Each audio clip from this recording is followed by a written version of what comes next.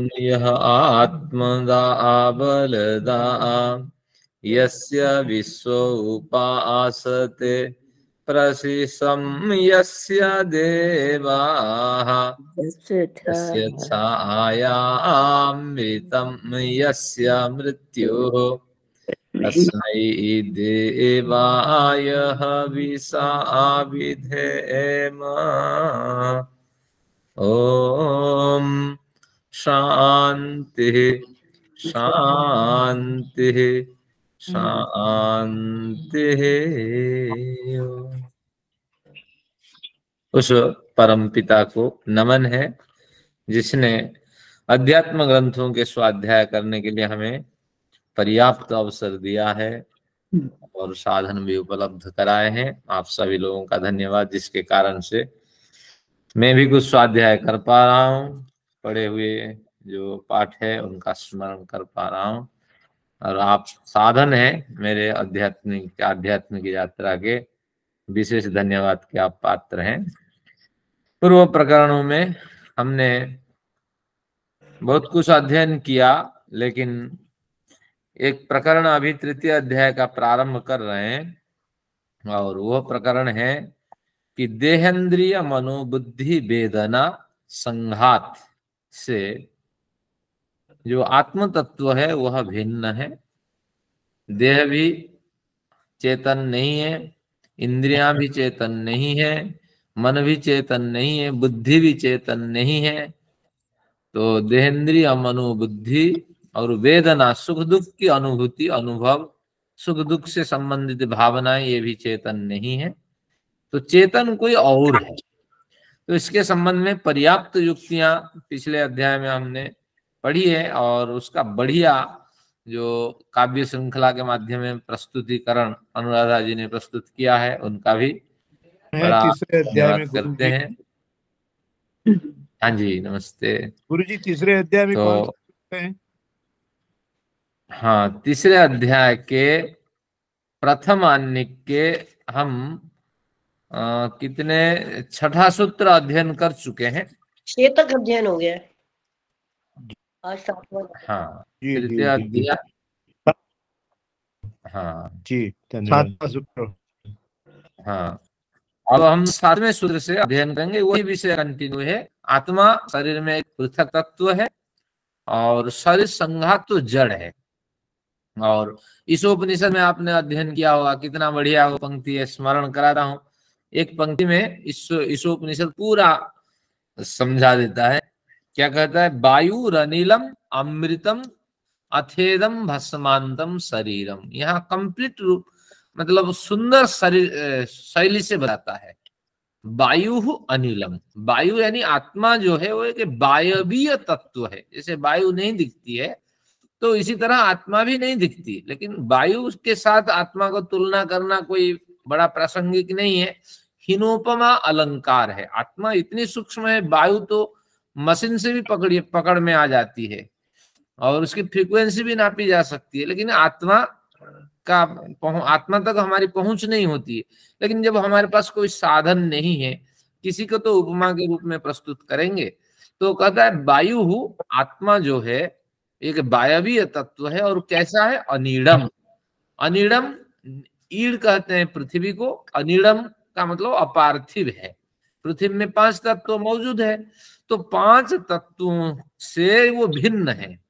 तो 5 तत्वों से भिन्न वायवीय तत्व आत्मा है। फिर आगे क्या कहता है? वायु अनिलम, अनिड़ है, और भस्मांतम अथेदम भस्मांतम शरीरम। और ये जो आत्मा है, जब चेतन तत्व इस तरह उसका निर्णय हुआ, शरीर का निर्णय कर देता है कि भस्मांतम शरीरम, ये शरीर भस्म के साथ नष्ट हो जाने वाला है, जड़ शरीर है और इसके औकात नहीं। आत्मा निकल जाए तो शरीर को जला देना ही सार रहता है। जलाओ या कहीं किसी को दान करो, कोई मायने नहीं रखता। तो इसलिए शुद्धिकरण के लिए, वातावरण के और अधिक शुद्धिकरण के लिए जलाने की प्रथा है। तो इस तरह उन्होंने कहा जड़ चेतन का ये संघात है, और इसलिए हमें क्या करना चाहिए। फिर आगे 3 कंडीशन बताता है, तो आप सब परिचित हैं। तो बस अभी जो वायवीय तत्व आत्मा है जिसकी ईशोपनिषद में चर्चा है, तो उसी के प्रकरण को ये और अधिक प्रमाण और तर्कों से पुष्ट करते हैं। 7वें पे आते हैं। आज की सीट तो टाइपेड नहीं है, लेकिन आपके लिए हाथ लिखित बनाया हूं। और आचार्य जी बिल्कुल, जैसे ये मुस्लिम और क्रिश्चियंस जो हैं या पारसी और अधिकतर लोग ज्यादा, ये मेजोरिटी तो वर्ल्ड में यही है। हाँ, हम हिंदू तो सारे मिलाकर बहुत कम है। तो ये लोग तो बॉडी को नहीं जलाते हैं, तो ये अपनी उसमें डाल देते हैं जमीन के अंदर। तो क्या वो अब जमीन में भी नहीं डालते, कॉफिन्स में रख के और उसको ऊपर से मिट्टी डाल देते हैं, तो मिट्टी में भी नहीं दबती कि चलो अल्टीमेटली मिट्टी बन जाएगी वो। तो कैसे, तो ये क्या मतलब, क्या प्रदूषण फैला रहे हैं इसमें? इतनी जनता हाँ, उनकी है, भूमि इतनी का बड़ा प्रदूषण वो population है। लोग करते हैं, और वही गल जाता अगर वो अपने केज में उसको नहीं भरते, जल्दी गल जाता शरीर। लेकिन उसको वो कई तरह के साधन बना के ताबूत में रख करके, ये क्या ईसाई क्या है, ये जमीन का प्रदूषण करते हैं, और जमीन बची नहीं है खेती के लिए, ये बर्बाद करते जा रहे हैं। जमीन भी वेस्ट हो रही है सारी, ऑक्युपाई इसी में हो जाएगी सारी जमीन, तो यहीं चली जाएगी, फिर मरते जाएंगे ये लोग तो बिल्कुल। जमीन लकड़ी चली जाएगी। और दूसरी बात से प्रदूषण भी है क्या ये, जब हम कहते हैं जलाने से हाँ, प्रदूषण भी? प्रदूषण है, ये भी भयंकर प्रदूषण है। और अकेला ये नहीं, एक और भी संप्रदाय है, जैन संप्रदाय है, वो उसको भी रख देते हैं टुकड़े टुकड़े करके, खा जाए पक्षी आदि। और एक संप्रदाय है जो आपके इजराइल लड़ रहा है, इजराइल वालों का यहूदी संप्रदाय, कुआं में डाल देते हैं।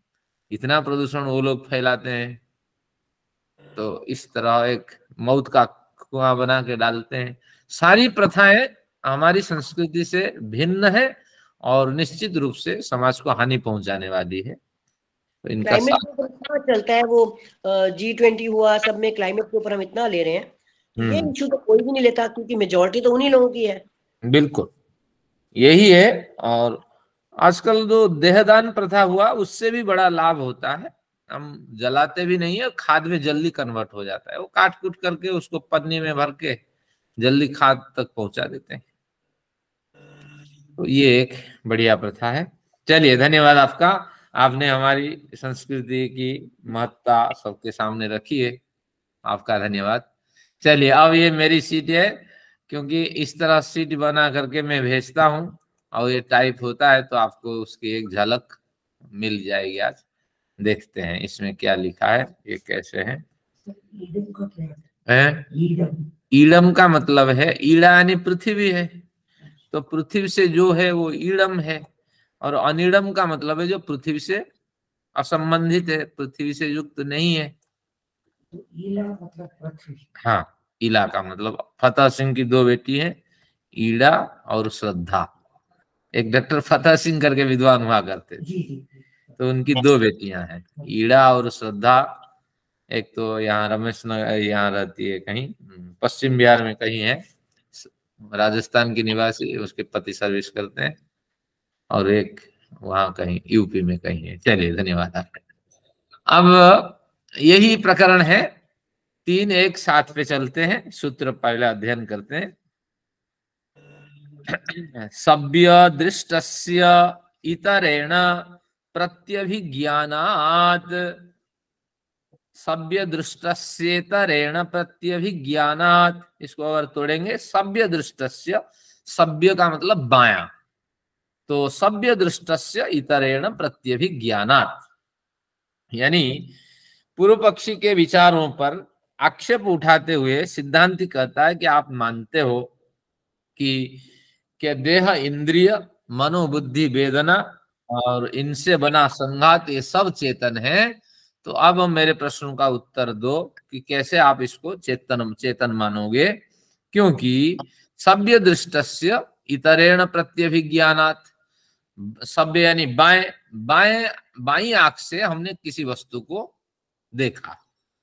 जब देखा तो फिर दाई आंख से उसे पहचान लेने के कारण चेतन आत्मा एक है, यानी दाई आंख भी उसी की पुष्टि करती है। बाई आंख से किसी वस्तु को हमने देखा, आंख बंद कर लीजिए, एक आंख से किसी वस्तु को देखिए, फिर दाई आंख से किसी एक वस्तु को और एक वस्तु को देखिए, है, उसी वस्तु को देखिए। तो सभ्य दृष्टस्य, बाएं आंख से आपने जिसको देखा था, इतर से यानी दाईं आंख से भी आप उसको देखते हैं। जब देखते हैं तो बाईं आंख से किसी वस्तु को देखकर दाईं आंख से उसे पहचान लेने के कारण चेतन आत्मा को एक मानना चाहिए। क्यों? वह इंद्रियों से सर्वथा अलग है, यह सिद्ध होता है। कैसे सिद्ध होता है? इसको टीकाकार ने, भाष्यकार ने बढ़िया ढंग से समझाया। अन्य दृष्टः कथम अन्यम स्मरति। एक ने अगर दो हर इंद्रियां चेतन है, तो नेत्र इंद्रिय जो है, अब यहां भी दो आंखें हैं, दो आंखें हैं तो हर एक आंख चेतन होनी चाहिए। और अगर हर एक आंख चेतन है तो अब बताइए कि ये अन्य दृष्ट, अन्येन दृष्ट, अन्येन किसी आंख के द्वारा कोई पदार्थ देखा गया है, तो कथम अन्यम स्मरति। और अगर उसी आंख से अगर एक पदार्थ देखा गया है, मैंने अगर आगरा जा करके किसी एक सज्जन को देखा, क्या हमारी कक्षा में बैठी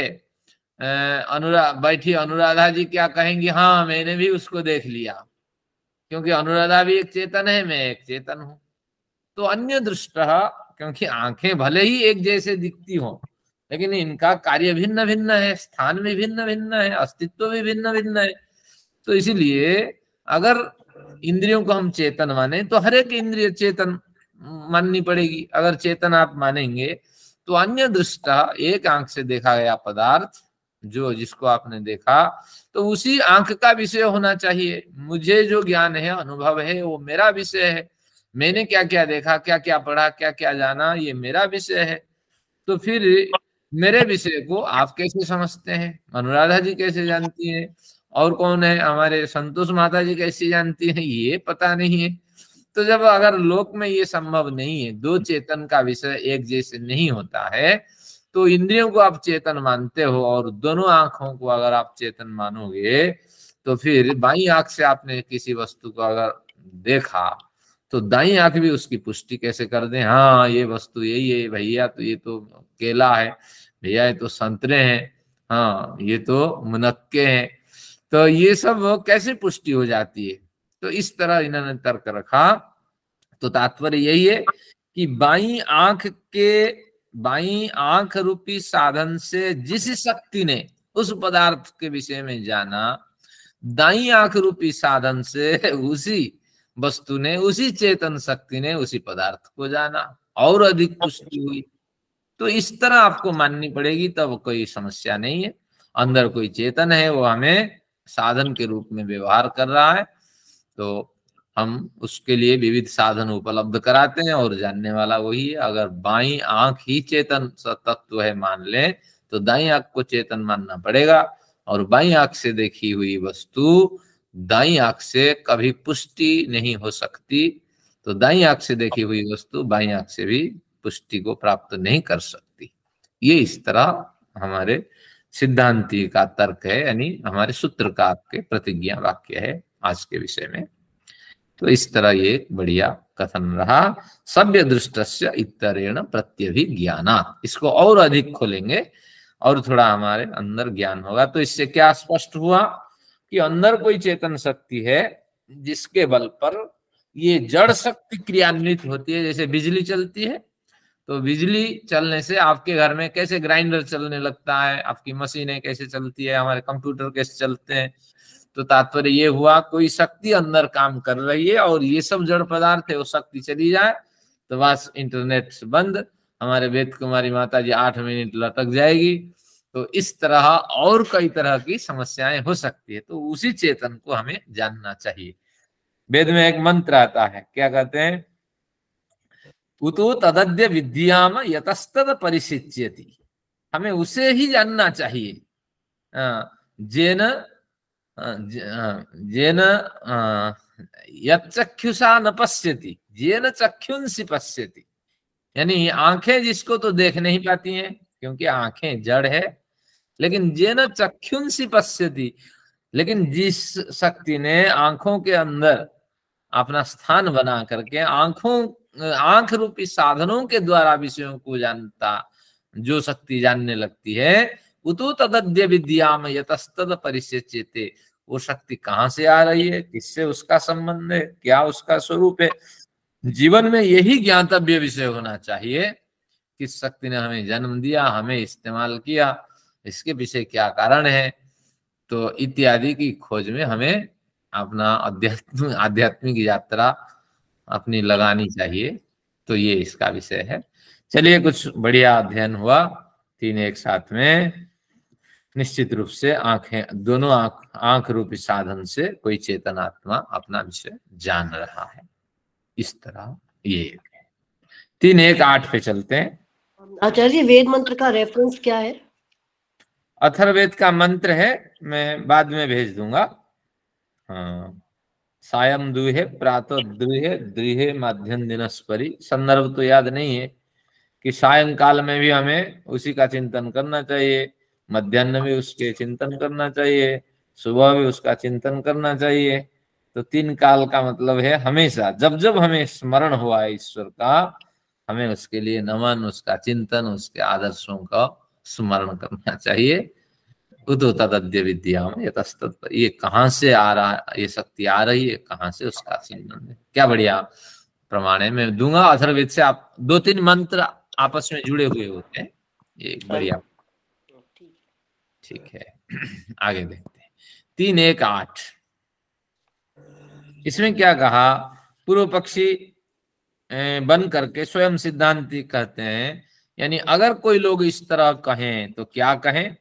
देखिए, न आपने जो तर्क रखा वो प्रमाण सिद्ध नहीं है, नैकस्मिन को तोड़ते हैं, न एकस्मिन, न आपको, आपके पक्ष हम नहीं मानते हैं, क्योंकि हमारे पास युक्ति है। तो क्या युक्ति है, एकस्मिन, एकस्मिन नेत्रे, एक ही नेत्र की बात की जा रही है, क्योंकि चक्षु इंद्रिय जो है, आप, हमने कहा कि इंद्रियां जो है वो चेतन है और 2 है, इंद्रियां जो चेतन है, और जितनी ज्ञानेंद्रियां हैं 5 ज्ञानेंद्रियां हैं। हमने तो ये नहीं कहा कि 7 ज्ञानेंद्रियां हैं, 7 ज्ञानेंद्र, आपके हिसाब से दो आंखें आप मानते हैं, लेकिन हम मानते हैं आंखें एक है, बाई आंख है कि दाई आंख है, एक ही नेत्र इंद्रिय हम मानते हैं।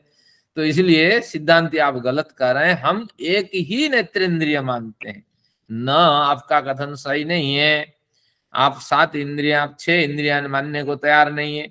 तो हम भी, आप 5 इंद्रियां मानते हैं, हम भी 5 इंद्रियां मान करके दोनों आंखों को एक ही नेत्र इंद्रिय मानते हैं। न एक अस्मिन, फिर क्या कहता है, नासा व्यवहिते, और नासिका बीच में आ जाने से, व्यवहित यानी बीच में आ जाने से, द्वित्व अभिमानात, अभिमान का मतलब संदेह भ्रांति, नासिका के बीच में आ जाने से नेत्र जो है वो 2 आपको भ्रम हो रहा है, उस नेत्र में हम एकत्व दर्शन करते हैं, आप द्वित्व दर्शन करके हमें गुमराह कर रहे हैं। तो इस तरह अगर सिद्धांत विचार रखें, यानी दोनों नेत्र एक ही नेत्र इंद्रिय है, नासिका बीच में है, अंदर इनके ऑप्टिक नर्व्स के साथ कनेक्शन है, तो बस इस तरह हम मानते हैं। तो इसलिए इंद्रियां कहते ही नेत्र इंद्रियों को हम एक मानते हैं, और आप भी यही मानते हैं। तो इसलिए आप 2 मत कहिए, यही इसका अर्थ है। देखिए क्या इसका अर्थ है, एक आंख में कुछ गिर जाए तो दूसरी में थोड़ी गिर जाता है। अभी तो वो कहेंगे ना, सिद्धांति कहेंगे, उनको भी पता है, तो आपने जल्दी वही बात रख दी। तो सिद्धांति यही बात कहेंगे, और कई तरह के तर्क भी देंगे। सूत्र में जब न लगाते हैं तो न मतलब पिछली बात को मना करने के लिए न लगा रहे हैं, हाँ, उसके आगे सूत्र चल रहा है, लेकिन उसमें संधि भी कर दी उन्होंने। ये जो लिखा है सूत्र में, हाँ, न एक नई के एक नई कस्मिन कर दिया। हाँ, तो न तो अलग है, न का मतलब ये उसमें लगाने से न के बाद तो कॉमा आ जाना चाहिए अलग, इसको तो संधि भी कर दी उन्होंने। हाँ, इसमें क्या है कि जो प्राचीन भारत था, कोमा आदि का विकास नहीं हुआ था, कोमा, प्रश्नवाचक चिन्ह, हाइपेन, इसका विकास नहीं हुआ था जो लिपि, जिस लिपि में ये संस्कृत लिखी गई थी। तो इसलिए उस समय संधि को प्रमुख मानते थे। संधि हो जाने पर फिर संधि विच्छेद होता था, शब्दों को टुकड़े टुकड़े रख करके फिर संगति लगाते थे, कठिन होता था। लेकिन आज तो न के पास कोमा लगा दीजिए, आपको पता लग जाता है। न अलग प्रकरण है, ये अलग प्रकरण, वो अलग है। अगर नई कस्मी में वो संधि कर दी तो लगेगा कि न उसके साथ है। तो अध्ययन के जो परिपाटी, अध्ययन की परिपाटी विकास हुई है, लेकिन उस समय की प्रथा के हिसाब से ये सारी प्रक्रिया थी। तो बढ़िया आपका विचार है। बच्चों के मन में भी प्रश्न होता है, बच्चे भी पूछते हैं, जो लोग नए विद्यार्थी हैं, ऐसे कैसे, उस समय विकास ही नहीं था इसका। चलिए, धन्यवाद। और अब कहते हैं, इसको समझते हैं, आंखें दो नहीं है, एक ही है, क्योंकि नेत्र इंद्रिय एक है। बीच में नासिका के आ जाने के भ्रम होने से आंखों के दो होने का कथन लोक में किया जाता है। अगर ऐसा कोई कहे तो इसका उत्तर क्या होगा? यानी कोई पूर्व पक्षी नहीं है, स्वयं ही ग्रंथकार कहते हैं, अगर ये प्रश्न उठता है कि नेत्रेंद्रिय को हम एक माने और नासिका ऐसे बीच में एक बांध है, लेकिन अंदर अंदर बांध के अंदर क्या है कि पानी जाने आने के लिए बड़े से होल बने हुए हैं, टनल बने हुए हैं, पानी जाते हैं बाईं तरफ और पानी जाता है बाईं तरफ, आता है बाईं तरफ, लेकिन नासिका से कोई मतलब नहीं, आंखें एक हैं। अगर कोई कहे तो क्या होगा? उनको पता था, हमारे विद्यार्थी भी उत्तर दे देंगे, तो सिद्धांती अपने विचार रखते हैं। देखते हैं अगले में क्या विचार आता है 9 पे। आज कुछ प्रकरण जल्दी खींच लेंगे, छोटे छोटे सूत्र हैं। एक अविनाशे द्वितीयाविनाशान्नायिकत्वम्, एक अविनाशे द्वितीयाविनाशान्नैकत्वम् न एकत्वम्, नैकत्वम् न एकत्वम्। हम एक मानने के लिए तैयार ही नहीं है। आंखें, नेत्र इंद्रिय चेतन है और वो आपके हिसाब से एक हैं, हम उसको मानने के लिए तैयार नहीं। हमें तो दो ही दिखते हैं। क्यों दिखते हैं? वो तर्क देते हैं। एक अविनाशे, आंख दो नहीं है, एक है, बीच में नासिका आपने कहा था, लेकिन एक आंख का विनाश हो जाने पर, नष्ट हो जाने पर, दूसरी आंख के द्वारा द्वितीय अविनाशान, द्वितीय आंख के द्वारा, दूसरी आंख के द्वारा विषय का ग्रहण होते रहने से बहुत से लोगों की आंखें नष्ट हो जाती है। उनकी परिभाषा क्या होती है? काणा व्यक्ति। तो वो व्यक्ति भी बहुत सा कार्य कर लेता है, दोनों आंख से भी जो कार्य होता था वही कार्य वो करता है। तो इसलिए दूसरी आंख के द्वारा विषय का ग्रहण होते रहने से यह सिद्ध होता है कि आंख एक नहीं अपितु दो है। और आंख अगर एक होती तो निश्चित रूप से दोनों प्रभावित होते भी हैं, ऐसे नहीं है, लेकिन ये तो स्थूल कथन है। एक आंख ऑपरेशन कर दीजिए, जल्दी दूसरी आंख अफेक्टेड हो जाती है, ऐसी बात नहीं है। लेकिन ये तो एक स्थूल कथन है, और वो तो आंख और रसना इंद्रिय और नेत्र इंद्रिय, नासिका, इन सबका एक बड़ा कॉम्बिनेशन होता है, और कान का भी ये कॉम्बिनेशन होता है। त्वचा को छोड़ करके चार इंद्रियां जो है आपस में इनके थोड़ा इंटर रिलेशन होता है। ये तो मेडिकल साइंस का कथन है। तो आपने अगर रस को चखा तो सारी इंद्रियां, नेत्र भी प्रभावित हो जाएगा, और आपके त्वचा में भी प्रभाव पड़ने लगेगा, और सभी इंद्रियों में प्रभाव होने लगेगा। तो इस तरह इनका कुछ इंटर रिलेशन है। चलिए अब देखते हैं, हमारा विषय लिखते हैं, क्या कहते हैं? एक अविनाश से, एक आंख के नष्ट हो जाने पर दूसरी आंख के द्वारा रूप विषय का, क्योंकि नेत्र से रूप का दर्शन होता है, तो उसका ग्रहण होते रहने से यह सिद्ध होता है कि आंख एक नहीं अपितु दो हैं। यानी नेत्र दो हैं, लेकिन नेत्र चेतन है, और वह एक चेतन स्वरूप में विद्यमान है शरीर आदि में। यहां भ्रांति है, लेकिन ये कहते हैं नहीं नहीं, नेत्र चेतन है और एक है, दोनों नेत्रों को एक मानते हैं, इसमें विवाद है। एक बार फिर 9 नंबर सूत्र देखिए। एक अविनाश से, एक आंख में कुछ गिर जाए, जैसे अनुराधा जी ने कहा, दूसरी आंख में पानी थोड़ी निकलता है, जिस आंख में गिरा उसी आंख से पानी निकलने लगता है ना। तो इसीलिए दूसरी आंख से हम बहुत कुछ देखते हैं, और उसी आंख, कैटरेक्ट का ऑपरेशन होता है और दोबारा पैसे लगते हैं दूसरी आंख के। ये तो अतिरिक्त कथन है, अभी तात्कालिक कथन जो हमें दिखाई पड़ता है तो उसकी बात करते हैं। हाँ, लेकिन तत्काल अगर कहीं कुछ गिर जाए, दूसरी आंख तो सक्रिय बनी रहती है ना, उससे भी देखते हैं, डॉक्टर के यहाँ जाते हैं एक आंख से देख देख करके। तो बस ये तात्कालिक कथन है। इसीलिए एक अविनाशे द्वितीय अविनाशात, द्वितीय आंख का विनाश नहीं हुआ है, उससे बड़े काम होने से नैकत्वम, नेत्र इंद्रिय का सारा संबंध एक है, हम मानने के लिए तैयार ही नहीं है। इस तरह सिद्धांत ने उनका पक्ष काट दिया। और ये पक्ष में इतना बल नहीं है, थोड़ा स्थूल पक्ष है। इस तरह और देखते हैं 3:1:9 पे क्या विचार आता है। 9 पे विचार हो गया, अब 10 देखते हैं। 3:1:10 में और क्या विचार हमें मिलेगा। ये हो गया। अब 3:1:10। हाँ जी, इससे तो ये होता है ना कि इंद्रियां तो बाहर की, ये जो आंखें हैं तो बाहर के गोलक में है ना, जो अंदर के गोलक, इंद्रियां तो अंदर होती है ना, भीतर है। बिल्कुल बढ़िया, बढ़िया बात आपने कही है।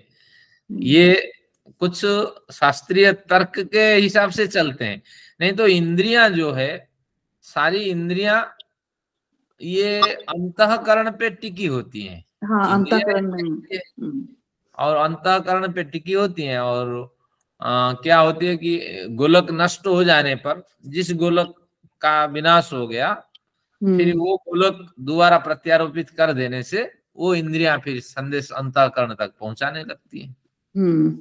ये है तो इंद्रियां और उसके गोलक, तो इसकी अभी चर्चा हुई है।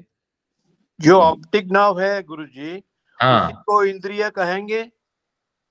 नहीं, ऑप्टिक नर्व के अंदर जो सेंसेशन सूचना लेके जाती है। हाँ, वो तो सूचना लेके जाती है ना ऑप्टिक नर्व। तो इसको यूं समझिए, नेत्र किसी पुष्प को देखने लगे, दोनों नेत्र सक्रिय हो गए, तो नेत्र से रोशनी गई, पुष्प पे गिरी, तो पुष्प के पूरा पिक्चर ले करके रोशनी फिर इतनी सक्रिय रोशनी है, मतलब चेतन ईश्वर को हम कहते हैं, चेतन आत्मा ईश्वर कैसे जानता है, जैसे आपका नेत्र जानता है।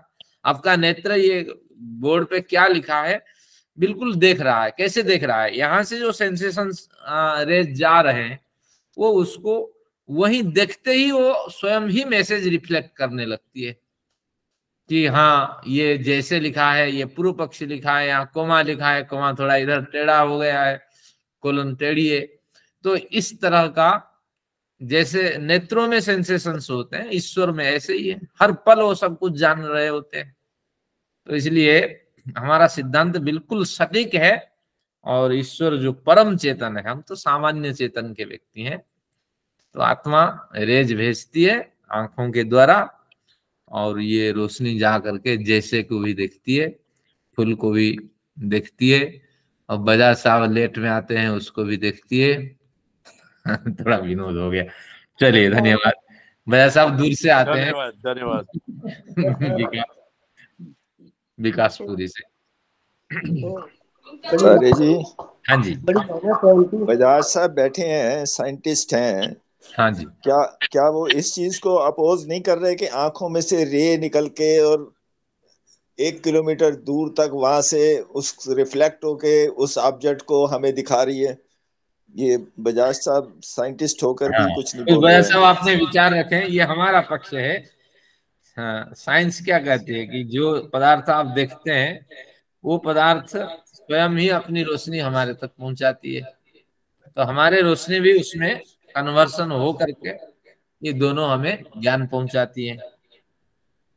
बात समझ रहे हैं ना, दोनों का इंटरकनेक्शन है। उसकी भी रोशनी आ रही होती है, हमारी भी रोशनी जा रही होती है, तो इस तरह रिफ्लेक्शन हो करके हमें उस वस्तु का संज्ञान होता है। रोशनी तो उस वस्तु के ऊपर पड़ रही है, हमारी रोशनी उस वस्तु पे गिर रही है। नहीं, आपकी रोशनी नहीं जा रही। क्या साइंस का क्या पता? साइंस का ये है कि जब तक प्रकाश नहीं पड़ेगा किसी चीज पर, तो वो हमें नजर नहीं आएगी। क्यों नहीं नजर आएगी? क्योंकि जब प्रकाश पड़ता है तो हमें उसका स्वरूप द्वारा सब कुछ हमारे नेत्रों पर। तो बजाज साहब ने क्लियर किया कि साइंस का तथ्य है कि प्रकाश की मौजूदगी होने पर जो विद्यमान वस्तु, उस वस्तु का प्रकाश रिफ्लेक्ट होता है नेत्र की तरफ, और हमारा क्या पक्ष है कि उस प्रकाश के साथ हमारे नेत्र का प्रकाश भी मिलता है। ऐसा नहीं कि वो प्रकाश आके हमारे अंदर घुस जाए। नेत्र का प्रकाश और उस प्रकाश में एक इंटर कनेक्शन होता है, रिलेशन होता है, तब ज्ञान होता है। तो आचार्य जी, नेत्र में प्रकाश का, अगर मान लीजिए कमरे में अंधेरा ही है तो नेत्र में अपना प्रकाश कहाँ है, वो अपने आप से कहाँ देखेगा? हाँ, इन्होंने ये अनुराधा जी ने कहा मन अपने आप प्रकाश कैसे, मन तो भेजता नहीं, मन कैसे जानता है? मन इंद्रियों के माध्यम से ज्ञान प्राप्त करता है, और जो अवसर समय पे मन में विचार आते हैं वो उसकी स्मृतियां होती है, तो स्मृतियों को वो टटोलता है। निद्रा के समय पे जो आपको मेरा प्रश्न को भी तो तब टटोलेगा जब वस्तु नजर आएगी। अगर वस्तु पर प्रकाश है ही नहीं तो वो नजर आएगी नहीं। हाँ, लेकिन मन में तो स्मृतियां विद्यमान है ना, इंद्रियों के माध्यम से ग्रहण करता है। तब उभरेगी ना जब आपको वस्तु नजर आई है। वस्तु को बिना देखे स्मृति थोड़ी आ जाएगी। आपको पता ही नहीं क्या पड़ा है यहाँ पे, क्या रखा हुआ है, फिर स्मृति कहाँ से आएगी? हाँ, स्मृतियां तो बनी हुई है ना, अभी अंदर मन के अंदर हजारों वर्षों की स्मृति तो है ना। देखने पर ही ना, अगर आपको वस्तु में प्रकाश नहीं पड़ रहा है, वो बजाज जी जो कह रहे हैं वो शास्त्र भी वही कहता है कि जब तक वस्तु पर प्रकाश नहीं पड़ रहा तब तक आपको अपने नेत्र की रोशनी से कुछ नहीं दिखता। हाँ, तो यहाँ तो विवाद का विषय ही नहीं है, दोनों का संबंध होता है, ये हमारा शास्त्र कहता है। और विज्ञान लेकिन हमारे पक्ष को नहीं मानता, वो कहता है कि जब प्रकाश की मौजूदगी होगी, उस वस्तु के प्रकाश हमारे नेत्रों की ओर आता है, हमारे नेत्रों से प्रकाश नहीं जाता है। ये विज्ञान का पक्ष है। लेकिन हमारा पक्ष है, हमारे नेत्र का प्रकाश भी जाता है, उस वस्तु का प्रकाश से प्रकाशित होकर के इंटर कनेक्शन बना करके वस्तु को प्रतीति कराता है। ये इस तरह जो व्यक्ति अंधा है वो प्रकाश होने पर भी अगर उसका तो नेत्रों का प्रकाश नहीं जा रहा है वहां, इसलिए उसको नहीं दिखता। ये बात भी सही हो सकती है लॉजिकली। हमारा पक्ष कभी गलत नहीं होता, क्योंकि हमारे तो वैज्ञानिक पक्ष होते हैं। नेत्रों में प्रकाश नहीं है तो वस्तु पे प्रकाश होने पर भी एक ठीक व्यक्ति को दिखेगी वो वस्तु, लेकिन अंधे व्यक्ति को नहीं नजर आएगी।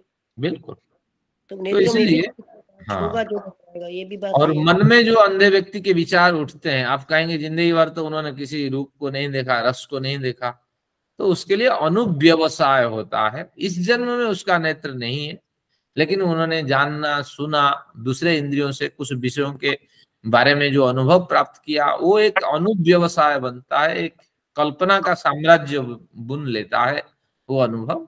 उसके माध्यम से धूप पड़ रही है, बड़ा सफेद है, तो उसके मन में आएगा सफेद ऐसे ऐसे होना चाहिए, सफेद का स्वरूप। वास्तविक उसकी कल्पना सफेद की कल्पना से अलग है, तो इसलिए वो कुछ ना कुछ बुनावट बनाता है। और हमारा सिद्धांत और विज्ञान सहमत है, विज्ञान को और अधिक गवेषणा की अपेक्षा है कि दोनों का कनेक्शन होगा तभी कुछ होता है। इस तरह हमारा सिद्धांत। हाँ, ये शारीरिक कनेक्शन तो होता ही है ना। हाँ, हमारे मतलब कॉलेज में जब हम पढ़ते थे तो ये अंध महाविद्यालय से लड़कियां आती थी पढ़ने के लिए, और वो पूरे मैचिंग कपड़े पहनती थी। बिल्कुल। उनको कहते कैसे आपको पता चलता है कि मैचिंग है? उसकी साथी भी अंधी है, वो भी अंधी है, आंखें नहीं है, तो कहते हैं हमको छू के मन से हम पहचान लेते हैं कि ये लाल रंग का कपड़ा है, इसकी चुन्नी भी लाल रंग की है, सलवार भी लाल रंग की है, तो ये लाल रंग का है, ये नीले रंग का है। तो कहते हैं हम छू के ही मतलब उसको महसूस कर लेते हैं कि कौन सा रंग है। हाँ, अनुभव अंदर। हाँ, अंधे होने के बावजूद भी उनका मन से कुछ संबंध तो होगा ना किसी का। हाँ, यही है, मन अनुव्यवसाय कर लेता है, बहुत कुछ जानता है। जैसे ईश्वर के बारे में हम सोचते हैं और शास्त्र कहता है शुक्ल वर्ण का है, सफेद वर्ण का ईश्वर का अनुभव होगा।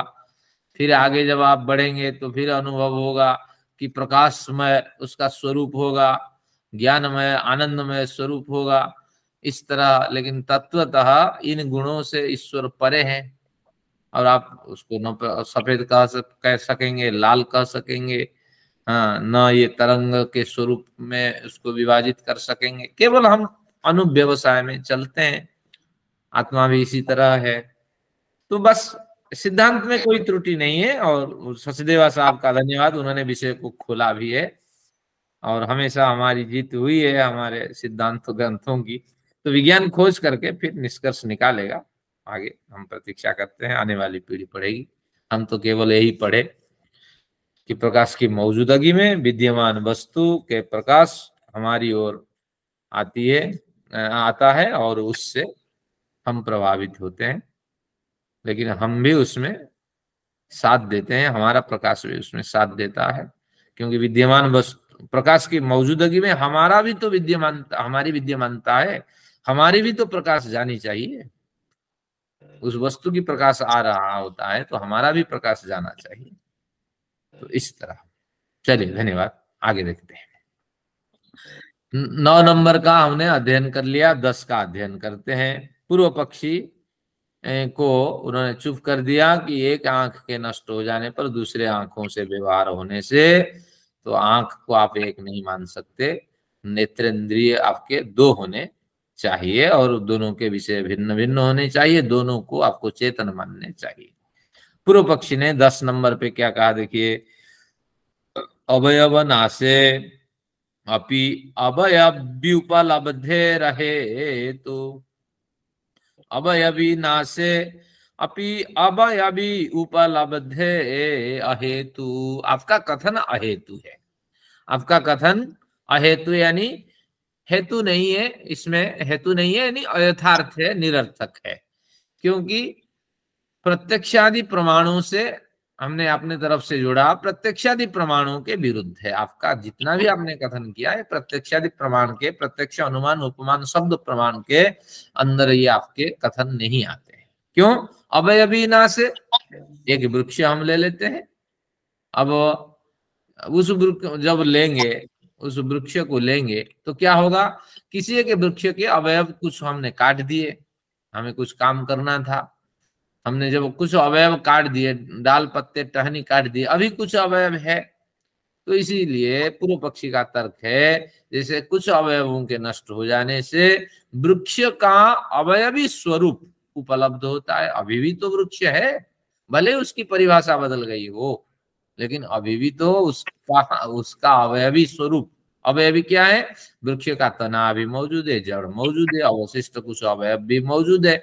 तो इन सबसे मौजूद अवयवों से युक्त स्वरूप उसका विद्यमान है, उसको तो वृक्ष ही कहेंगे ना, तो उसको लकड़ी तो नहीं कहेंगे। तो ठीक वैसे ही आंख एक ही है, भले ही उसका कुछ अंश नष्ट हो गया हो, इसलिए सिद्धांति का पक्ष निरर्थक है। तो कहते हैं आंख एक ही हम मानते हैं, भले ही थोड़ा उसको अफेक्टेड हो गया हो उसका एक अंश, लेकिन दूसरा अंश जो है सक्रिय है और उसको आंख ही कहना चाहिए। जैसे वृक्ष के अवयव कट जाने पर कुछ अंश को हम अवयवी के रूप में मान करके उसका वृक्ष ही कथन करते हैं, तो इस तरह इसका कथन भी होना चाहिए। तो ये इस तरह एक पक्ष हमने सुना, सिद्धांत पूर्व पक्ष ने अपना तर्क रखा, आंख को एक मानिए और दोनों एक आंख चेतन है। सिद्धांत बल दे रहा है अगर सारी इंद्रियां आपकी जो सारी इंद्रियां चेतन है तो आंखें भी 2 हैं और दोनों चेतन होनी चाहिए, इस तरह। अब देखते हैं 10 नंबर के बाद 11 नंबर पे क्या कथन है। कहते हैं सिद्धांति का एक कथन है, इसको नोट कर लीजिए। सिद्धांति क्या कहते हैं, सिद्धांत विरोधाद प्रतिषेधा। सिद्धांत के विरुद्ध कथन आप कर रहे हैं, क्योंकि आपने जो दृष्टांत दिया है वह दृष्टांत वृक्ष का दृष्टांत दिया, अवयव का नाश हो जाने पर भी अवयवी उसके मौजूद हैं, इसलिए उसका नाम वृक्ष होता है। तो उसी तरह ये जो दृष्टांत आपने दिया है वो विरोध होता है, वो विरोध होता है, दृष्टांत घटता नहीं है। क्योंकि दृष्टांत कुछ प्रतिशत तो घटना चाहिए, 50-60% घटना चाहिए, दृष्टांत कभी 100% नहीं घटेगा। जैसे अभी हमने उदाहरण दिया कि वायु के समान आत्मा होती है, लेकिन वायु और आत्मा में बड़ा फर्क है, तो कभी भी वायु आत्मा के साथ दृष्टांत में तुलनीय नहीं हो सकती। तो उसी तरह यहाँ कहा गया कि जो दृष्टांत आपने दिया 60% घटता नहीं है। जब नहीं घटता तो विरोधात, आपके दृष्टांत के साथ व्यवहार में विरोध होता है। तो इसलिए अप्रतिषेध, हमारा जो तर्क था आत्मा एक है और चेतन है, वह अप्रतिषेध है, उसका कोई निषेध ही नहीं कर सकता। तो वो तर्क देते हैं सिद्धांती, क्यों दृष्टांत घटता नहीं है, और जो आपने तर्क दिया है वो प्रत्यक्षादि प्रमाण के विरुद्ध है, उसको प्रस्तुत करते हैं। देखिए हमारे भाष्यकार के विचार है, जो ये 3 बिंदु आ रहे हैं। अप्रतिषेध, प्रतिषेध यानी निषेध, अप्रतिषेध यानी निषेध नहीं किया जा सकता। हमारा जो सिद्धांत है, आत्मा एक है, चेतन है, और प्रत्येक शरीर में केवल ही एक चेतन आत्मा रहती है, तो ये पक्ष अप्रतिषेध है, यानी निषेध के योग्य नहीं है, ग्राह्य है।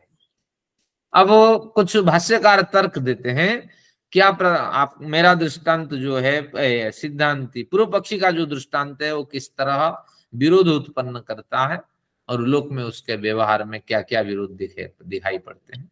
मृत व्यक्ति के गले हुए कंकाल में 2 आंखें देखी जाती हैं। आपने सब देखा होगा, स्कल 2 आंखें बनी होती है ना, बीच में नासिका भी है, और 2 आंखें के दोनों गड्ढे होते हैं।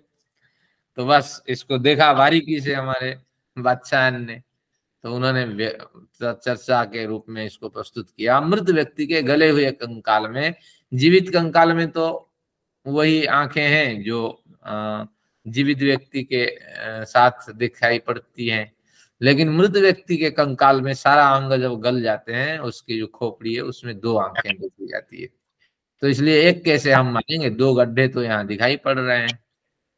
एक तर्क ये दिया। फिर भाष्यकार ने दूसरे दिया, एक आंख को दबाने से उससे निर्गत रश्मियों के अव्यवस्थित होने से, अभी रश्मियों की चर्चा हो रही थी, आंख से रोशनी नहीं निकलती है, बल्कि बाहर की रोशनी हमारे तक आती है। लेकिन यहाँ देखिए हमारा पक्ष किस तरह पुष्ट होता है कि आंख को हमने दबाया, जब आंख को दबाया तो क्या हुआ, एक आंख को दबाने से उससे निर्गत रश्मि उसके अव्यवस्थित होने से आंखों से भी रोशनी जाती है, और अव्यवस्थित होने से 2 चांद दिखते हैं। किसको 2-2 चांद दिखते हैं? बीमार की स्थिति में 2 चांद दिखते हैं। अब अनुराधा जी को दिखते थे, अब नहीं दिख रहे क्योंकि मेडिसिन ले रही हैं अब। तो इसलिए जब बीमार की स्थिति से हम गुजरते हैं तो 2-2 चांदें दिखती है। 2 क्या, कभी 10 भी दिखते हैं। कभी आप कुछ नशीले पदार्थ खा लीजिए, आपको 2 चांद दिखेंगे। तो इस तरह मैंने शराब का सेवन नहीं किया, किसी नशीले पदार्थ का नहीं किया, लेकिन एक बार मैंने एक पान बढ़िया खा लिया था, उसका मुझे अनुभव है। और मैं पान खा के घर से मार पड़ेगी, लोग खाते थे वो जो क्या है, जो कई तरह के होते हैं ना नशीले पदार्थ युक्त पान, बचपन की स्थिति थी। तो घर से मारेंगे तो मैं चला गया बाहर कहीं नदी के किनारे तक। अब मुझे बकरियां चर रही थी, मुझे 2-2, 3-3, 4-4 दिखती थी। तो मैं कई बार गिर गया, चोट खाया, फिर आगे उसको जब मुंह से निकाला, घंटे 2 घंटे के बाद फिर व्यवस्थित हुआ। तो कुछ अनुभव है वो मैं बता दिया। तो आंख को दबाने से उससे निर्गत रश्मियों के अव्यवस्थित होने से 2 चांद दिखते हैं। तो आप दबा के देखिए, चांद को देखते रहिए और आंखों पे थोड़ा प्रेशर डालिए किसी आंख में, तो आपको 2-2 चांद दिखेंगे। ये एक तर्क दिया भाष्यकार ने। और एक में दिया, एक में पीड़ा होने से दूसरी आंख स्थिर रहती है। तभी तो आप डॉक्टर के यहाँ जाते हैं, डॉक्टर साहब इस आंख को देखिए, नहीं तो आप चल ही नहीं पाते वहां तक। तो इस तरह इन्होंने तर्क दे के पुष्ट किया कि आपने जो सिद्धांत दिया, दृष्टांत दिया, वो दृष्टांत घटता ही नहीं है, लोक में विरोध देखे जाते हैं। तो इसलिए हमारा पक्ष अप्रतिषेध है, अविवादित है, इस पे टिप्पणी आपको नहीं करनी चाहिए। अब 12 पे चलते हैं। कुछ आज का प्रकरण काफी खींच लेंगे। 12 में क्या कहा, इंद्रियांतर विकाराद। इंद्रियांतर, देशांतर यानी भिन्न देश, जात्यंतर भिन्न जाति, इंद्रियांतर भिन्न इंद्रिय। तो इंद्रियांतर विकारात, ये सिद्धांति का पक्ष है। इंद्रियांतर में भिन्न इंद्रियों में विकार दिखाई पड़ता है, यानी ये हो गया, इसका अर्थ है। मैंने ये लिख दिया। हाँ, तो क्या कहते हैं कि इस इंद्रिय से दृष्ट विषय से नहीं, इस नहीं, एक इंद्रिय से दृष्ट विषयों से दूसरी इंद्रियां विकारग्रस्त होने से आत्मा एक है और चेतन है, ऐसा मानना होगा। एक इंद्रिय से दृष्ट विषयों से आपने नेत्र इंद्रिय से नींबू को देखा, क्या बढ़िया बढ़िया सुंदर नींबू आपने देखा और मुंह से आपके पानी टपकने लगा। हाँ, आपने सामने बाघ को देखा, जब बाघ को देखा पूरे शरीर में पसीने आने लगे और दूसरे इंद्रिय असंतुलित होने लगे, पैर आगे नीचे कुछ नहीं चलने लगा, मन भी काम नहीं करने लगा, तो बस कई बार आपको हार्ट फेल हो जाती है और कई बार आपकी सांसें भी जोर जोर से दौड़ती है। भाई देखा तो मैंने बाघ को आंखों से, सर्प को देखा, कई बार सर्प को देख के व्यक्ति चिल्ला पड़ता है, मेरा भी अनुभव है, सर्प को देखते ही हम लोग चिल्लाते हैं। तो तात्पर्य ये हुआ कि आंख से हमने एक विषय को देखा लेकिन दूसरी इंद्रियां प्रभावित हो जाती हैं। तो इससे पता लग जाता है कि जो इंद्रियां हैं, हाँ, और इन इंद्रियां, ये इंद्रियां साधन है और इन इंद्रिय रूपी साधन से कोई चेतन आत्मा शरीर में एक है, लेकिन भिन्न भिन्न इंद्रियां नहीं है और हर एक इंद्रिय चेतन है, आप ऐसे नहीं कह सकते। तो इंद्रियांतर में विकार आने के कारण, एक इंद्रियों से दुष्ट पदार्थ से दूसरे इंद्रिय से विकार आने के कारण आप इंद्रियों को चेतन नहीं मान सकते और हर एक इंद्रिय अलग अलग अस्तित्व के साथ व्यवहार करती हैं और स्वतंत्र उनकी सत्ता है ऐसे नहीं मान सकते। सारी स्वतंत्र सत्ताएं आत्मशक्ति पर टिकी होती है। तो इस सिद्धांत को ये पुष्ट करते हैं और आंख की बात यहाँ से उन्होंने छोड़ दी, अब इंद्रियों की बात पे उन्होंने चर्चाएं करनी शुरू की। बस ये हो गया इंद्रियांतर विकारात। मुंह से आपने कुछ खट्टा खाया या कुछ बढ़िया पदार्थ खाया तो वाह यम्मी यम्मी कह करके आपने क्या बढ़िया भोजन बनाया, फर्स्ट क्लास, हाँ, अति उत्तम, इस तरह ये है। तो अब अगला देखते हैं, 3:1 इंद्रियंतर का क्या मतलब है जी? हाँ, भिन्न इंद्रिय, देशांतर का मतलब भिन्न देश। तो भिन्न इंद्रियों में विकार उत्पन्न होने लगते हैं। एक इंद्रिय से दृष्ट विषयों से प्रभावित होकर भिन्न इंद्रियों में जब विकार दिखाई पड़ते हैं तो निश्चित रूप से जिस इंद्रिय से हमने जिस वस्तु को देखा विकार तो उसी इंद्रिय में होनी चाहिए। नेत्र इंद्रिय से देखे हुए नींबू के कारण अगर मुंह में लार आने लगते हैं तो निश्चित रूप से इन इंद्रियों से गृहीत विषय को ग्रहण करने वाला कोई और है और वह प्रभाव डालता है और दूसरे इंद्रिय प्रभावित होकर के उस आंख रूप सी इंद्रिय से दृष्ट वस्तु की पुष्टि करते हैं। हाँ, हम भी प्रभावित होते हैं। ये नींबू एक खट्टापन है, आंखें भी जब नींबू आप निचोड़ के खाते हैं आंखें भी कैसे आपकी चुंदी आ जाती है, आंखें बंद करके आह क्या खट्टा है, तो इससे प्रभावित आंख भी हो जाती है कई बार। चलिए धन्यवाद। तो ये कुछ इस तरह तर्क रहा। आगे देखते हैं 13 नंबर पे, अभी है समय। 13 नंबर पे क्या कहा, न स्मृते है स्मर्तव्य विषयत्वात्। 12 सिद्धांति का था, 13 पूर्व पक्षी का। इसमें इतना कहा न आपने जो कहा कि इंद्रियांतर में विकार होता है, भिन्न इंद्रियों में विकार उत्पन्न हो जाता है, न ये यथार्थ नहीं है। स्मृते है स्मर्तव्य विषयत्वात्, अंदर एक स्मृति शक्ति भी तो होती है, उसी स्मृति शक्ति के कारण स्मरण हो आता है। जलेबी, आह क्या बढ़िया होगा, फलाने जलेबी बड़ा मुझे पसंद है, तो बस इस तरह जो स्मृति अनुभव है, कई बार हम खाए हैं, ये अनुभव के कारण दूसरे इंद्रिय प्रभावित हो जाते हैं। तो इसलिए स्मृति शक्ति के कारण ये कुछ होता है, लेकिन आप ऐसे नहीं कह सकते कि इंद्रियां चेतन नहीं है और पृथक अस्तित्व वाली नहीं है, ऐसे नहीं कह सकते। स्मृति शक्ति के कारण दूसरे इंद्रियों में विकार दिखाई पड़ते हैं। इस तरह इन्होंने पूर्व पक्ष ने तर्क रखा, यानी हमारे ग्रंथकार ने विचार रखा। अगर इस तरह कुछ विद्यार्थी बोले, कोई एक पक्ष अपना विचार रखें, तो समाधान क्या होगा? समाधान आगे देते हैं 14 में, तदात्म गुण सद्भावाद प्रतिषेध। तद आत्मगुण सद्भावात, जब तोड़ेंगे संधियां, तत् आत्मगुण सद्भावात अप्रतिषेध। आत्मा में 24 गुण होते हैं। सत्यार्थ प्रकाश आप पढ़िएगा तो उसमें 7वीं 8वें समुल्लास में ये आपको मिलेंगे। तो आत्मा के भी कुछ गुण होते हैं। ये महर्षि के अपने विचार होते हैं, जरूरी नहीं कि, मैंने कई बार भी कहा कक्षा में, केवल आत्मा में यही 24 गुण होते हैं, ऐसे हमें कहीं ऐसे आर्ष साहित्य में कोई प्रमाण नहीं मिले हैं। महर्षि के अपने विचार हैं, लेकिन बहुत से गुण भी आत्मा के अंदर होते हैं, उससे भी अधिक हो सकते हैं, अनगिनत गुण आत्मा में विद्यमान हो सकते हैं। महर्षि के विचार से 24 है, तो उसमें एक स्मृति गुण है। तो कहते हैं तद आत्मगुण सद्भावात, उस आत्मगुण के सद्भाव से, हाँ, तद यानी वह यानी वह स्मृति शक्ति, आत्मगुण सद्भावात अप्रतिषेधा, वो स्मृति शक्ति आत्मा के ही गुण है। वो स्मृति कहाँ टिकेगी बताइए?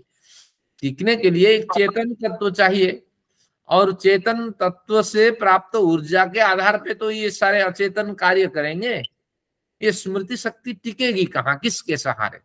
तुम्हारी इंद्रियां तो सारी शक्ति ग्रहण करके भेज रही है किसी एक चेतन को, इंद्रियों में तो अपना सामर्थ्य है नहीं, सब तो जड़ है।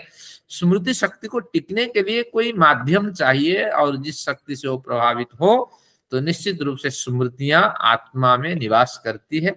सबसे पहले विषयों का ग्रहण होता है इंद्रियों से, विषयों का ग्रहण होने से संस्कार बनते हैं, और वह संस्कार स्मृति शक्ति को जन्म देता है।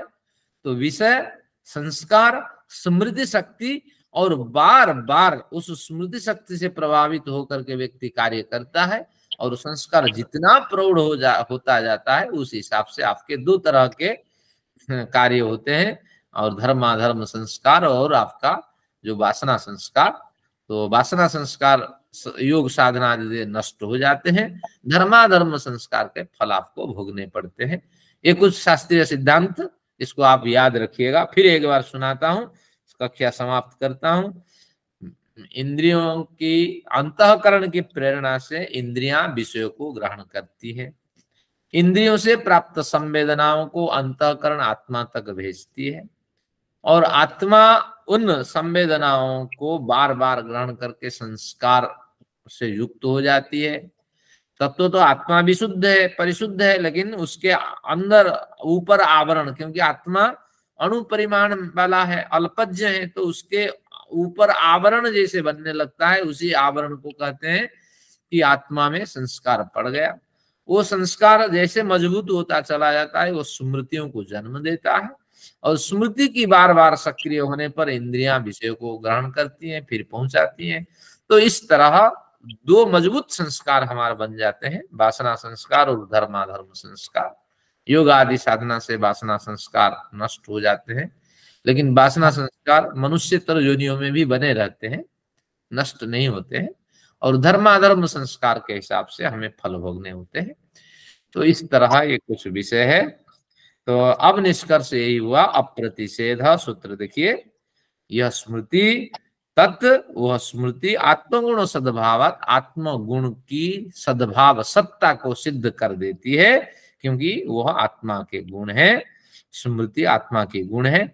इसलिए अप्रतिषेध हमारा जो पक्ष है, क्या पक्ष है? एक शरीर में एक आत्मा होती है, वह चेतन होती है, और इंद्रियों से सभी विषयों को ग्रहण करती है।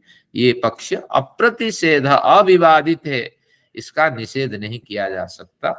तो इस तरह आज का पक्ष रहा, और ये विषय यही जो इंद्रिय और आत्मा में भिन्नता है, यही समाप्त होता है। आगे 15 से हम अध्ययन करेंगे मन और आत्मा में क्या भेद है। मन आत्मा का एक बढ़िया संबंध आएगा, हम प्रतीक्षा करते हैं अगली कक्षा का। 14 से होगा। हाँ जी, 14वां सूत्र होगा। बहुत बढ़िया, 15वां। अच्छा, आज 14वां हो गया। हाँ, बहुत बढ़िया। तो 15। गुरु जी, हाँ जी, गुरु जी, वो ईशावास्यम उपनिषद का जो मंत्र था, वो इस बुक में कहाँ पर है? ये 15वां मंत्र नहीं, इस बुक में नहीं है जी आपको। जी, ईशोपनिषद का 15वां मंत्र है, हाँ हाँ, बाइबल। तस्मादम शरीरम, ऐसा लास्ट में आता है। हाँ, ये सब जो करते हैं क्रिया, बड़े लोग इसका पाठ करते हैं, लेकिन अर्थ इसके नहीं। प्रतोस्मर, प्रतोस्मर, हाँ हाँ। तो जड़ चेतन का संघात है, कभी भी चेतन साथ छोड़ सकता है, इसलिए 3 काम करते रहो। ओम क्रतोस्मर, क्लिबे स्मर, कृतम स्मर। क्रतोस्मर, क्लिबे स्मर, कृतम स्मर। क्योंकि कभी भी अर्थ भी बता दीजिए प्लीज। चलिए, तो ये तो कह दिया कि ये चेतन है पूर्व भाग में आत्मा, और शरीर को जड़ कह दिया, नष्ट होने तक इसका संबंध है आपके साथ। ये नष्ट नहीं, आत्मा के रहने तक संबंध है, और आत्मा के निकलने पर इसका संबंध खत्म हो जाता है। बस आप जलाने से पूरा अस्तित्व को शरीर छोड़ देता है। तो अब ऐसी स्थिति में कभी भी ये चेतन साथ छोड़ सकता है। चेतन को रहने के लिए तो शरीर को सक्रिय बनाना पड़ेगा ना। अनुराधा जी दवाई नहीं खाएगी, चेतन कभी साथ छोड़ देगा, अरे ये शरीर की रक्षा नहीं करती है भैया, छोड़ो साथ। कान भी इसका खराब है, छोड़ो इसका साथ। आंखें भी इसकी खराब है, कुछ दिखती नहीं है, हम क्यों ये रहना। तो चेतन कभी साथ छोड़ देना है। तो इसलिए तो कहा गया, क्या है कहा, भद्रम करने भी श्रुणियाम देवा, जितने आयु तक जिए तो भद्र सुने। अगर कान खराब है तो सारा साधन बना करके, सारा पैसा लगा के कान को बनाइए, अब तभी तो चेतन रुकेगा। तो अब कहते हैं चेतन अगर साथ छोड़ेगा, कभी भी छोड़ सकता है, कोई संभावना नहीं है कि इतने दिन तक चेतन को रुकना है। तो 3 कार्य करना है। क्रतो स्मर, क्रतो है कर्मशील मनुष्य, क्रतो शब्द संबोधन में है कर्मशील मनुष्य। ओम क्रतो स्मर, क्रतो ओम स्मर, ईश्वर का स्मरण कर, यानी हर पल ईश्वर के प्रति आभार व्यक्त करो, ईश्वर प्रदर्शित मार्ग पे चलो, ईश्वर चिंतन के साथ जीवन बिताओ। जब जब स्मरण हो आए तो बस ईश्वर का धन्यवाद करो, यही इसका अर्थ है। और ओम जप करो, बहुत लोगों ने कहा है, बस ओम जप के माध्यम से ईश्वर तक पहुंचो। बस ओम ओम करते रहो। अगर ये फोन का विकास बाद में होता, ये भारत में होता, तो निश्चित रूप से ओम सब जगह बोला जाता, क्या बढ़िया होता। अब हेलो हेलो कह करके हम लोग परेशान हो गए। कुछ लोगों ने तो अपने जीवन शैली को बदल दिया है, ओम का उच्चारण किया। हम भी कर सकते हैं, लेकिन इतनी दबाव बच्चों पे है, इतना है कि इससे और लोग नहीं बढ़ पा रहे हैं। आगे देखते हैं। ओम क्रतो स्मर हो गया, हे क्रतो ओम स्मर, क्लिबे स्मर। क्लिबे का मतलब है कल्पित लोक का स्मरण करो, कि किस काम आपको करना है, कौन सा काम अधूरा रह गया है। क्लिबे का क्लिबलिंग नपुंसक होता तो बड़ी मात्रा होती, यहाँ छोटी मात्रा है। तो क्लिप्यते इति क्लिप, यानी जिसकी कल्पना की जाए। तो आपको कौन सा जन्म चाहिए, आप ही स्वयं निर्णय करो, क्योंकि कौन सी कमी रह गई है और कौन सी सफलता लेनी है, ये आपको पहले निर्णय करके चलो। बस वही लोग आपको मिलेगा, क्योंकि जैसे आपका चिंतन होगा, आपकी कल्पना होगी, तो उस तरह यात्रा होगी। तो हमारी कल्पना क्या होनी चाहिए कि इससे एक बेहतरीन जन्म हमें मिले। इस जन्म में बड़ी कमियां रही, बड़ी त्रुटियां रही, बहुत कुछ कार्य नहीं कर पाए, और सब कुछ जानते हुए भी आचरण में नहीं उतार पाए। तो इससे एक बेहतरीन लोक मिले। हम बड़ी कल्पना नहीं कर सकते, मुक्ति मिल जाए, दोबारा जन्म न हो, ये तो सभी संभावनाओं की बात है। लेकिन इससे एक बेहतरीन जन्म मिले, हम विकास की ओर बढ़े, तो यही हमारी कल्पना है। इस कल्पना पे आप टिके रहिए और बढ़िया कार्य करें। तो क्लिबे स्मर, फिर आगे कृतम स्मर, और एक काम करना है, किए गए कर्मों का स्मरण करो। जो उत्तम कर्म है आपके जीवन में, उन्हीं का स्मरण करो। बुरे कर्म तो सबसे होते हैं, लेकिन उनका स्मरण करके दुखी ना हो। लेकिन बुरे कर्म के कारण दूसरों को अगर कष्ट हुआ है और जीवित है, या उसका परिवार आपके संबंध में है, तो वो भी अर्थ लिया जा सकता है। उनकी भलाई के लिए कुछ ना कुछ आप जीवन में करते रहो, ताकि उनका भी कल्याण हो सके। आपसे तो गलती हुई है, लेकिन उनका भी कल्याण किया जा सकता है। तो बार बार अच्छे और बुरे का चिंतन करो, विशेष रूप से अच्छे का चिंतन करो। और जो बुरा हुआ है, उस बुरे को अगर सुधार सकते हो तो उसका चिंतन करो, कोई हानि नहीं। कृतम इसलिए भूतकाल में प्रयोग किया है, कृतम शब्द भूतकाल का शब्द है। तो किए जा चुके कर्मों का स्मरण करो, अच्छे कर्मों का स्मरण करो। आपने जब जब अवसर आए आपको दुख सताए तो स्मरण करना, अरे हमने बड़े समय लगा के सांख्य दर्शन अध्ययन किया, फिर योग दर्शन का अध्ययन किया, न्याय दर्शन का अध्ययन किया, वैशेषिक दर्शन का अध्ययन किया, अगला तो वेदांत पे चलेंगे, तो वेदांत का हमने अध्ययन किया, कितना समय हमारा अच्छा बीता ईश्वर चिंतन में। इस तरह इन विचारों को मन में दौड़ाओ, और फिर जहाँ गलत काम हुआ है अगर वहां भरपाई की संभावना है तो करने की कोशिश करो। तो ये 3 कार्य करने हैं, ईश्वर का हमेशा स्मरण और कल्पित लोक इससे अच्छे अवसर की प्राप्ति का स्मरण और उसके लिए कार्य, और किए जा चुके अच्छे कर्मों का स्मरण करो, आनंद से जीवन बिताओ। जब जब नींद टूट जाए इन सबको स्मरण करना, कृतम स्मरण, अच्छा कार्य आपने क्या किया है पेन में डायरी में नोट करिए, मेरे जीवन में यहाँ से ये पीरियड अच्छा गया, यहाँ से ये पीरियड अच्छा गया, बस इसका स्मरण करते हुए हे ईश्वर आप मुझे जहां लगा दें वही किनारा, जहां डुबा दे वही मंजिल, इस भावना से ईश्वर का चिंतन करो। देखिए बढ़िया नींद फिर आ जाएगी। नमस्ते, धन्यवाद आपका, बहुत बहुत धन्यवाद, बहुत बढ़िया, बहुत बढ़िया। तो इस तरह जीवन जिया जा सकता है। आप सभी का धन्यवाद। आइए शांति पाठ करते हैं, कुछ साधक भी चले गए। ओम द्यौः शान्तिरन्तरिक्षं शान्तिः पृथिवी शान्तिरापः शान्तिरोषधयः